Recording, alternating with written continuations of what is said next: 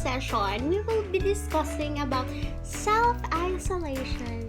Yes, as you can see, meron po tayong pagkain. This is not sponsored. Yan. At I also have here my plate.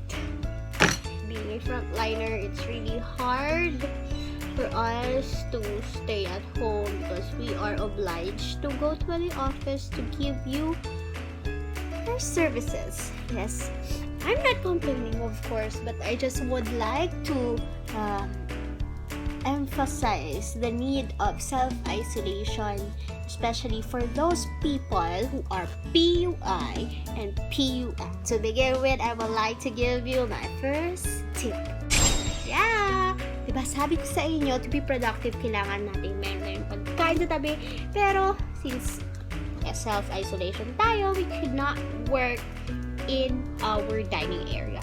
So, instead, let's got to bring all the food here inside our room. So, that's my tip number 1. Bring your food inside your room and eat alone. So sad, right?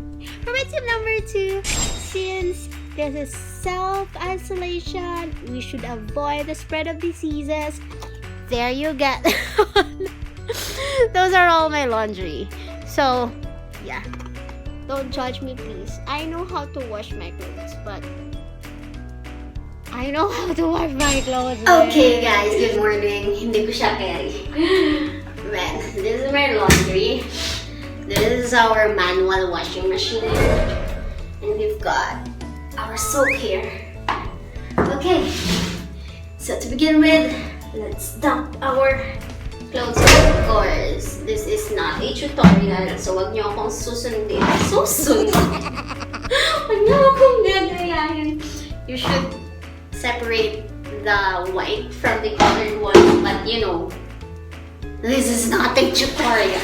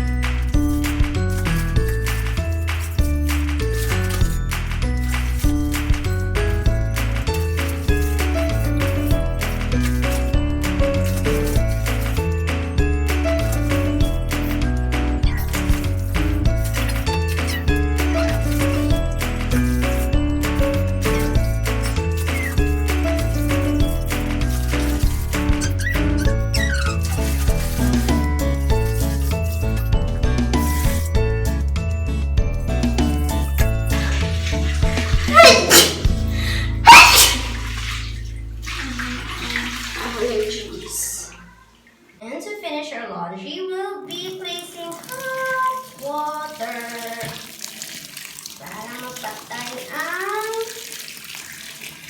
virus. Of course, don't dare touch it. Mapapasok kayo. Number 2.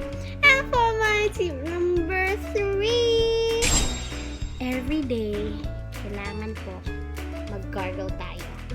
Yeah, that's morning and afternoon, evening before we sleep, even in lunchtime, to protect ourselves from all the living viruses inside our mouth. Okay, so that's for my 3 tips for self-isolation. Of course, yeah, yun nga, pagkain, kung kailangan mag-laundry kayong mag-isa kasi yung mga germs na nakakatapik sa inyong mga nandidikit sa inyong mga clothes. And remember to gargle. Alright guys, thank you very much for watching this video. I hope you have learned something today. And of course guys, I know self-isolation is very, very difficult.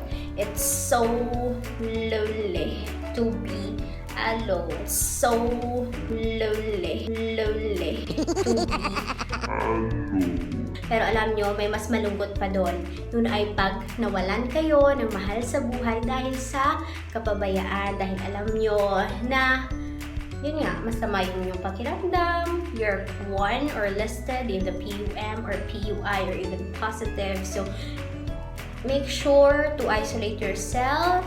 Let's stay healthy, stay strong, physically and mentally.